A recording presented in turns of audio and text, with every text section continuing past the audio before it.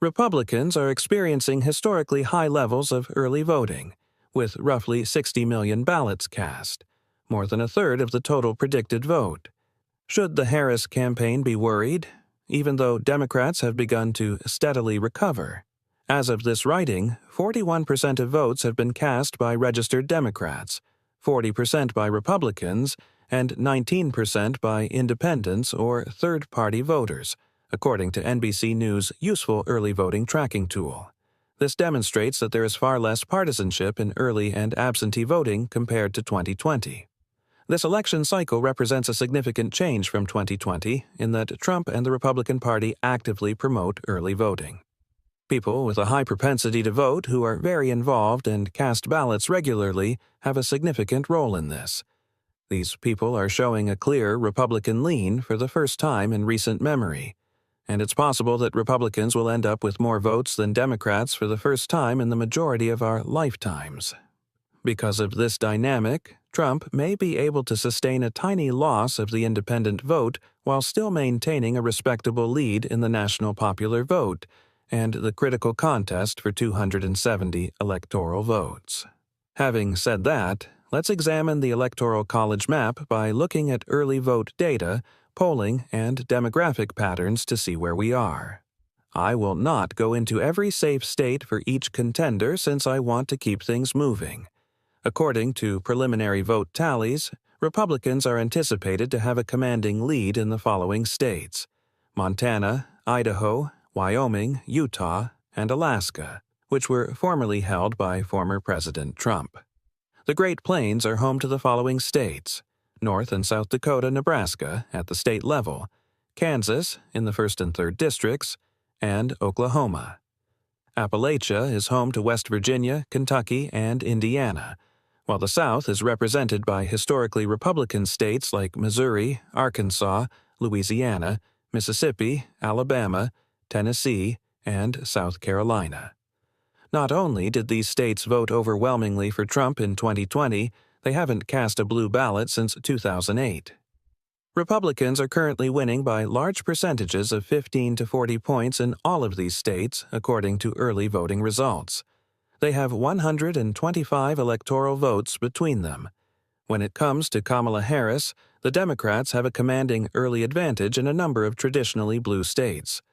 Hawaii, Oregon, California, and Washington make up the Pacific Coast. Only two non-coastal states, Illinois and Colorado, are reliably blue as you head east. Joe Biden won all of these states by a minimum of 15 points in 2020. Furthermore, these states have not voted for a Republican in nearly 40 years. The remaining Democratic strongholds are located in the Northeast, New York, Vermont, Massachusetts, Rhode Island, Connecticut, Delaware, Maryland, and Washington, D.C. Once again, it's hardly surprising that Democrats are soaring to enormous leads in the early voting here. All, KamalaHarris now has 190 electoral votes thanks to these states, while 17 remain on the fence. Neither candidate has a real chance of winning the majority of these remaining states. Both Iowa and Ohio, states that Trump won by 8 points in 2016 and 2020, are likely to remain in his grasp. The 2nd Congressional District of Maine, which is among the most rural, oldest, and mostly white in the nation, and could perhaps lean even farther to the right this cycle, is also one that he should hold on to. When it comes to New Mexico, KamalaHarris should have no problem winning.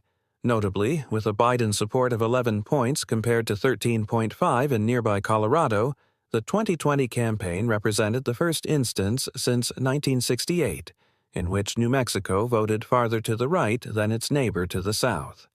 Since New Mexico is the nation's most Hispanic state, and Colorado is one of the states heading to the left at the fastest rate, I predict that they will continue to differ this cycle.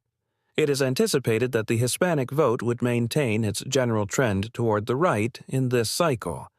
For the time being, though, I'm classifying New Mexico as a likely blue state.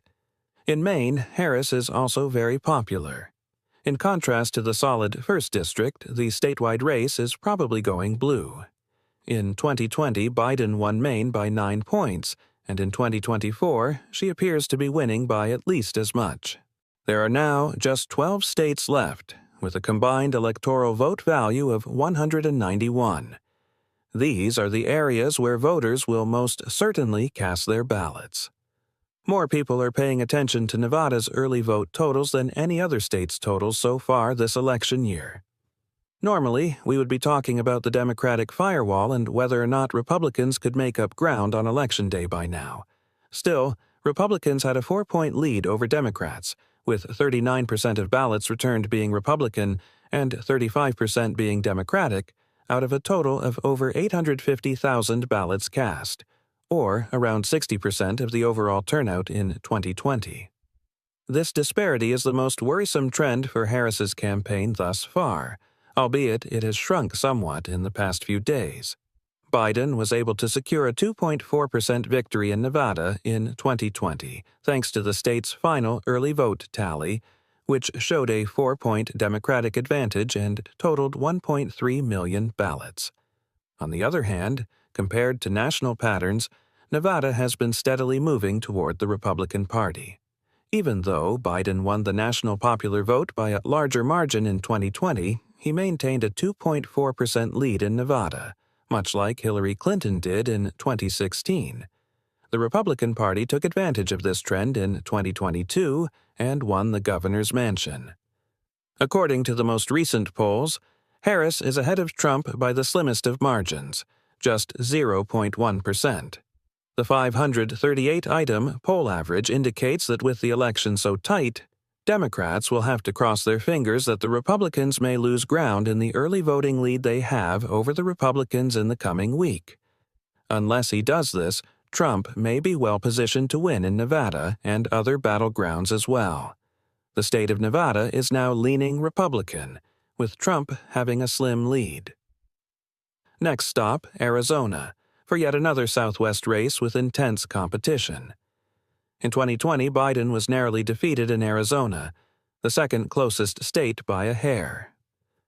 Maricopa County, which includes the Phoenix metro region, has been rapidly growing and becoming more diverse, which contributed to his victory.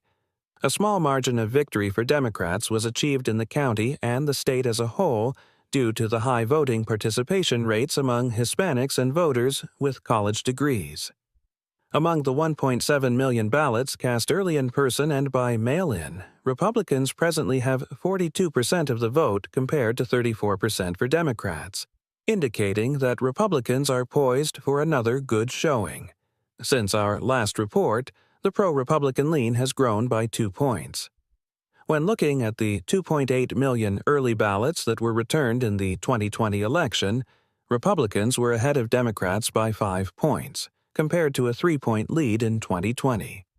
Considering Biden's razor-thin 0.3% margin of victory in 2020, this change is noteworthy. The Democratic Party could lose Arizona if they make even a small mistake. Supporting this pattern is polling data, which shows that Trump has a 2.2% lead over Harris in the 538 average. Since Biden's withdrawal, Trump has maintained even or higher polling numbers than Harris in Arizona, the one key battleground state where he was previously trailing. However, returning to our map, Arizona will be tilted toward the Republican side. It is projected that Trump will win both states, barring a significant increase in the Democratic Party's early voting participation. Texas completes the southwestern quadrant and is the second largest electoral reward on the map, with 40 votes. As of the end of the first week of early voting, Texas had the highest number of ballots cast, with over 7 million. With 51% of registered Republicans and 37% of Democrats casting ballots, the Republican lead has shrunk to just 14 points, but it remains substantial.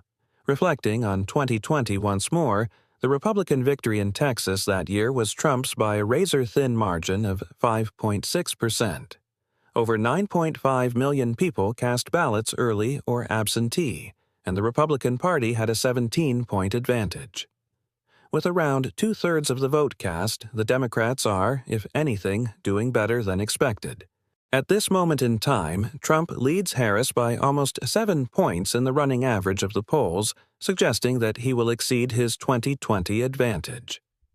The Democratic Party may have reached a ceiling in Texas in 2020 and will have a hard time improving upon that result this cycle because to the continued Republican trend among Hispanic voters. Therefore, we will classify Texas as leaning Republican based on these criteria. Florida is located in the southeastern United States, and it is one of several states where over 6 million ballots have been returned in the first few days of early voting. With 44% of the vote to 34% for the Democrats, Republicans have a commanding advantage of 10 points in this race. Even though Trump won Florida by 3.5 points in 2020, Democrats ended up with more than 9 million ballots cast, giving them a 1-point lead in the final early tally. This is another worrying indication for Kamala Harris. Since 2020, Republicans in Florida have registered much more voters than Democrats, causing the former to struggle in recent years. Since then, Florida has also seen a dramatic rightward shift, most notably in 2022 during the localized red wave, when Senator Marco Rubio and Governor Ron DeSantis were re-elected with enormous margins of victory, each by more than 15 points. Trump might secure Florida for the GOP in 2024 with the largest margin of victory in the Sunshine State in decades, according to polls. Our map now shows Florida and Texas as leaning Republican due to these patterns. Joe Biden won Georgia by a razor-thin margin of 0.2% in 2020, turning the peach state blue for the first time in 30 years. The following state is Georgia, which was the closest race that year. High voter turnout among black voters tilted the state ever so slightly in favor of Biden, and the fast expansion and diversity of Atlanta were major factors in his victory here. There may be racial depolarization this cycle, as more and more black and Hispanic voters are leaning toward Trump. In Georgia, where Democrats depend on high turnout and big majorities among black voters, recent polling crosstabs from mid-October to the end of the month show Trump up by more than 20 points among black voters compared to 2020. This might present a significant challenge for the party. With almost 3.5 million ballots cast in person or by mail, Republicans are currently leading by 3 points, 48% to 45%, and early voting in Georgia is also breaking records. Although the margin has shrunk somewhat, it should be remembered that out of 4 million ballots cast early in 2020, Republicans managed to outnumber Democrats by 8 points. Even while the Democratic tally may be skewed because of the initial flood of Democratic-leaning mail-in ballots, Harris's campaign is seeing Georgia as a key early voting battleground. Even though we'll be keeping a careful eye on these data over the next week, Georgia is still leaning Republican on our map for the time being. North Carolina is the next stop on the path up the southeast coast. Democrats will need to establish a strong early voting lead here to prevent Trump from easily winning the election in rural, Republican-dominated counties. Among the 3.3 million ballots cast so far, Republicans have a 1-point lead over Democrats, who are once again underperforming. In 2020, with almost 4.5 million votes cast, Democrats had a 5-point lead over Republicans going into Election Day. Nonetheless, Trump ended up winning the state by more than a point. Democrats are, once again, failing to meet their 2020 expectations in a state where a large turnout is crucial to their chances of winning. With North Carolina joining other Sunbelt states in the Republican tilt category on our map, Trump currently has a 1.1% lead against Harris in the 538 average. With 6 states remaining, Trump's electoral vote total rises to 268, just short of the crucial threshold. Let's move on to the Midwest, where Harris and Walz both hail from, the home state of Harris, Tim Walz. Joe Biden won Minnesota by 7 points in 2020, with 13% of early voters leaning toward the Democratic candidate. With almost 1 million votes cast and counted, Democrats now have a 23-point lead over Republicans. Since early in-person ballots have begun to replace the initial waves of mail-in votes, this lead has shrunk slightly. We still have Minnesota marked as a lean state for Harris and Walz on our election map. Wisconsin, Michigan, and Pennsylvania, the WIMPA states, will once again be pivotal in this race, and we can now zero in on them. From 1988 until 2016, these states voted in lockstep with the Democrats, but in 2016 they swung to Trump, giving him the 270 votes he needed to win. But in 2020, they all turned around and supported Biden again, paving the way for him to become president. Both candidates' chances of reaching 270 in the 2024 election are highly dependent on their performance in at least one of these states. If Trump were to win all 4 Sunbelt states like he did here, Kamala Harris may still get 270 electoral votes by sweeping the Rust Belt states. Thus, she could need all 3. Among the 3 states in the upper Midwest, Wisconsin is often considered to have the greatest Republican leanings, both in terms of population and political makeup. Because of its larger and more rural population, Wisconsin has leaned further to the right than Pennsylvania and Michigan in the last several election cycles, and its white working-class voters have been particularly receptive to Trump's message. Despite trailing Clinton by approximately 6.5 points and only winning by 0.7% in both 2016 and 2020, Trump significantly surpassed the final polling averages in this region. Also, Biden's lead shrank to the same 0.7% margin in 2020's final tally. According to the average of 538 polls, Harris is now leading by 0.7%. As in-person early voting has continued, the Democratic lead in the early voting process has been shrinking. The Democrats are now leading the Republicans by 11 points, with more than 1 million ballots cast. It would be interesting to observe if Republicans can achieve the same level of participation or perhaps higher than in 2020, when they were outnumbered by Democrats by 8 points in the roughly 2 million early votes. A notable early tendency, meanwhile, is the disproportionately low attendance among minorities compared to whites with college degrees.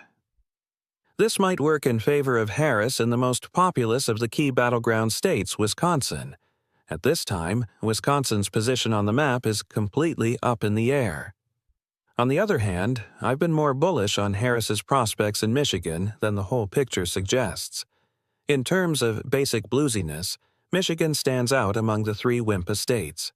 In 2020, Biden won it by nearly 3 points, and since then, Democrats have demonstrated good performance in contests that are closer to the ballot. With an exact 1% lead among key battlegrounds, Harris continues to dominate.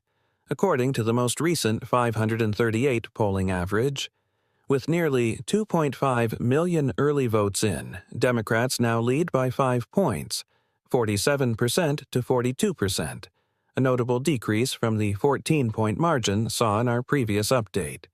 Nevertheless, among the 3.2 million early and mail-in ballots cast in 2020 for Biden's victory in Michigan, Republicans actually outnumbered Democrats by 2 points.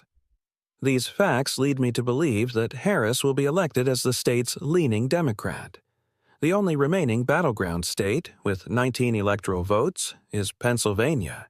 According to Nate Silver's most recent prediction, which gives Pennsylvania a 34% chance of deciding the election.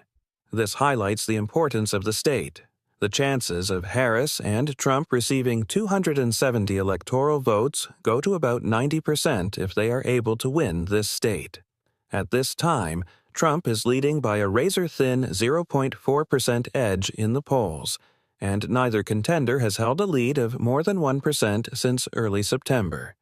The Keystone State is a true red-blue swing state. There have been 1.6 million ballots returned, according to early voting figures. Voters in Pennsylvania who would like to cast a ballot by mail must visit the county clerk's office to do so, as the state does not offer conventional early voting.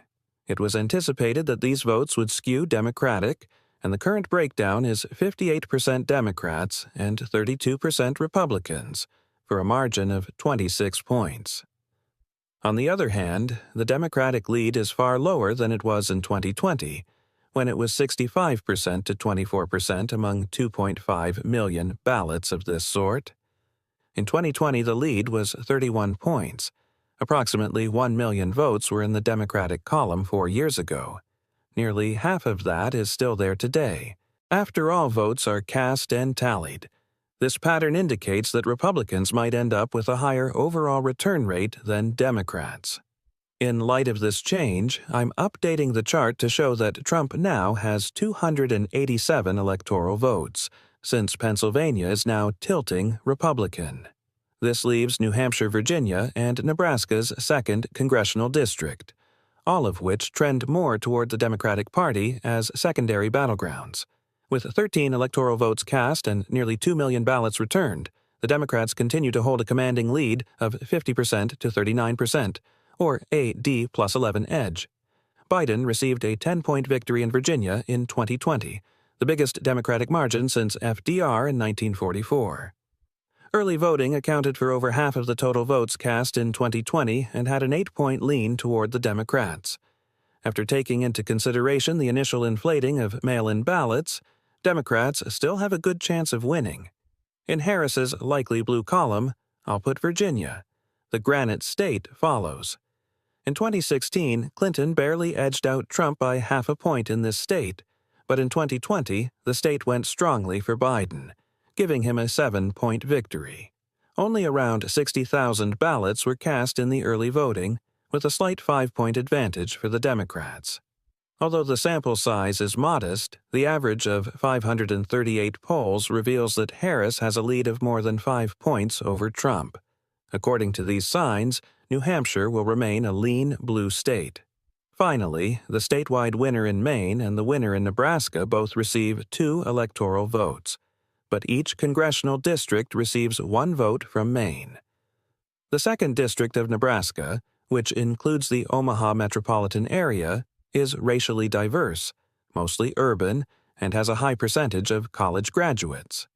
However, we do not yet have early vote data that is particular to this district. It leans farther to the left this time and voted for Biden by 6.5 points. At this time, I'm leaning toward Harris's likely blue district in Nebraska.